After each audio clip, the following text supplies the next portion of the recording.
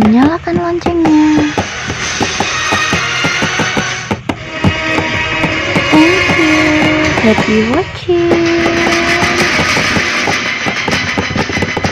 Halo semuanya, welcome back to my channel. Kembali lagi di channel aku, Adnisa Variansyah, ya kan. Buat kalian yang belum subscribe YouTube channel aku, silahkan subscribe terlebih dahulu dan nyalakan loncengnya. Thank you. Oke guys, nah kali ini kita akan membahas tentang nyeri perut, ya kan. Nyeri perut hebat dan kalian curiga usus buntu, ya kan. Apakah memang harus dioperasi, ya kan? Nah, kita akan bahas pada konten kali ini. So, buat kalian yang belum subscribe YouTube channel aku, silahkan subscribe terlebih dahulu dan nyalakan loncengnya supaya kalian dapat informasi menarik tentang kesehatan lainnya dan juga kalian dapat share ke teman-teman atau rekan kalian apabila memang informasinya bermanfaat untuk kalian. Thank you.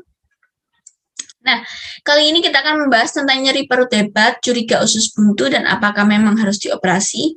Nah, itu kayak gambarnya ya, jadi usus buntu itu apa sih? Apa memang ada di seluruh manusia, ataukah hanya orang-orang tertentu? Nah, banyak yang tanya seperti itu juga. Oke, kita akan bahas pada konten ini. Oke. Nah, yang pertama kenali gejala usus buntu dan cara mengobatinya. Nah, usus buntu dapat menunjukkan tanda dan gejala yang berbeda pada setiap orang, ya kan? Namun, gejala usus buntu yang paling umum adalah munculnya nyeri perut yang semakin berat seiring waktu atau terasa saat kalian beraktivitas, seperti itu ya. Dan itu nyerinya khas, ya kan? Biasanya pada bagian kanan bawah, ya kan? Kemudian usus buntu ini sebenarnya merupakan organ yang berbentuk seperti selang kecil dan melekat pada usus besar. Letaknya di dalam rongga perut pada bagian kanan bawah. Nah, meski sebenarnya merupakan nama organ, istilah usus buntu lebih sering digunakan oleh masyarakat untuk merujuk pada penyakit di organ tersebut, ya kan, yaitu penyakit radang usus buntu atau bahasa medisnya appendicitis. Oke, kayak gitu ya. Nah, kemudian penyakit ini dapat terjadi pada usia siapapun, termasuk pada anak-anak, ya kan, tanpa melihat usia. Memang terjadi biasanya mulai dari anak-anak hingga orang dewasa, tapi kebanyakan memang ini terjadi pada usia 10-30 tahun, seperti itu. Nah, ini usus buntu ini jadi sudah terjawab kan, apakah semua orang punya usus buntu? Punya, tapi yang membuat dia tidak nyaman adalah radang usus buntu. Apabila usus buntu tersebut yang di bagian bawah tadi menyebalkan dan menjadi infeksi, intinya seperti itu. Nah, ini yang membuat gejalanya tidak enak dan nyeri. Nah, selain itu tadi memang gejalanya biasanya sebelum terjadinya nyeri yang hebat itu biasanya ya yang terjadi itu kayak begah, rasa begah, hilang timbul gitu ya di daerah umbilikus atau daerah daerah udel ya bahasa Jawanya itu, ya pusar ya bahasa Indonesianya. Nah, itu kayak gitu, rasa nggak nyaman. Kemudian nyeri pada kanan bawah tuh. Adanya peradangan pada usus buntu. Nah, seperti yang kalian lihat di slide ini, gejala penyakit usus buntu ini tips pencegahannya. Yang pertama, penyebabnya adalah pola makan yang rendah serat, tinggi gula dan juga lemak. Kemudian kurang mengkonsumsi air putih, ya kan? Nah, di gambar itu ada seperti selang yang nggak ada ujungnya, itu memang usus buntu, kayak gitu modelnya, ya kan? Ya, dia yang meradang. Jadi kalau meradang ya gimana ya, kalian bisa bayangkan itu udah buntu terus meradang kan sakit, ya kan. Kemudian gejalanya mual, demam, muntah, dan nyeri di sisi kanan perut bawah, ya kan. Jadi memang ya kayak yang tadi saya bilang, memang biasanya ada rasa yang sebelumnya itu ada rasa begah, pada sehari 2 hari sebelumnya ada rasa begah. Kemudian baru adanya nyeri pada sisi kanan bawah, seperti itu. Oke, nah sebenarnya apakah memang harus dioperasi usus buntu ini? Iya, memang harus dioperasi, dan untuk operasinya itu kalian bisa lihat operasinya itu ya untuk mengangkat usus buntunya itu kayak gitu ya kan, karena dia memang peradangan tapi biasanya kita berikan karena radang ya. Ini termasuk kasus darurat sih sebenarnya. Jadi kita harus segera operasi apabila memang kita sebagai para medis menemukan, ya kita rujuk. Kalau memang tidak ada spesialis bedah di situ ya kan.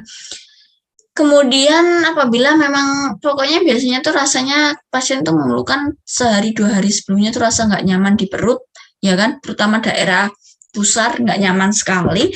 Kemudian nanti ada mual, muntah, demam. Kemudian demam itu mekanisme infeksinya ya kan. Kemudian nanti nyeri pada perut terutama pada bagian kanan bawah seperti itu. Nah, kalau misalnya dia sudah diangkat, apakah dia apakah dia ini bisa timbul lagi? Sebenarnya kan kalau usus buntunya diangkat ya bukan masalah di usus buntunya lagi ya kan, tapi mungkin tetap harus menjaga pola makan seperti itu. Dan ini operasi usus buntu ini memang lazim gitu, kayak amandel gitu ya kan, amandel atau tonsil ya kan. Itu kan mekanisme tubuh, tapi kalau kalian merasa terganggu ya bisa untuk diambil juga, nggak apa-apa kayak gitu. Oke, sebenarnya ini juga paling banyak di usia 10-30. Kenapa? Karena pola makannya yang kurang baik ya kan. Dan terutama kurang minum air putih. Jadi nggak usah takut kalau kebanyakan minum nanti pipis banyak, nggak usah takut, itu mekanisme normal ya kan. Malah kalau kalian nggak minum air putih banyak yang terjadi, salah satunya usus buntu ya kan nggak nyaman.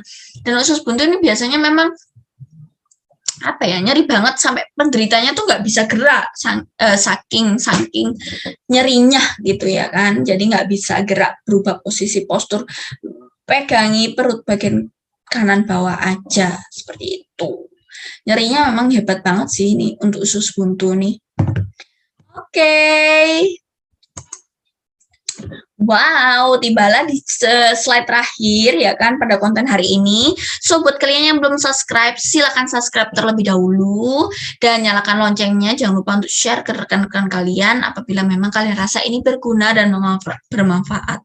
Dan buat kalian apabila kalian memang ingin informasi tentang kesehatan lainnya, kalian bisa request topik dan isi kolom komentar di bawah ini, atau apabila kalian merasa ini something yang privacy untuk kondisi kalian, kalian bisa DM di Instagram aku @nisafriansyah. Insya Allah aku akan bantu apabila aku memang bisa membantu ya kan.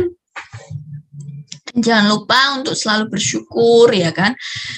Oke, semangat, tetap semoga sehat selalu, dan jangan lupa untuk berbagi kebaikan. Dan apabila memang kena usus buntu nggak usah takut untuk dioperasi ya kan, karena ini memang daripada yang ditakutkan daripada usus buntu itu sebenarnya sepsisnya, jadi infeksi yang menyeluruh ya kan, ini berbahaya ya kan.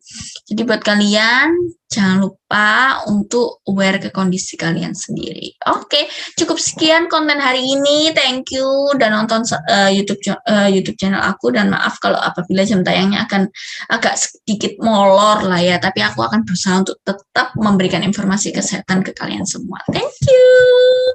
Bye bye. See you on the next content. Bye bye.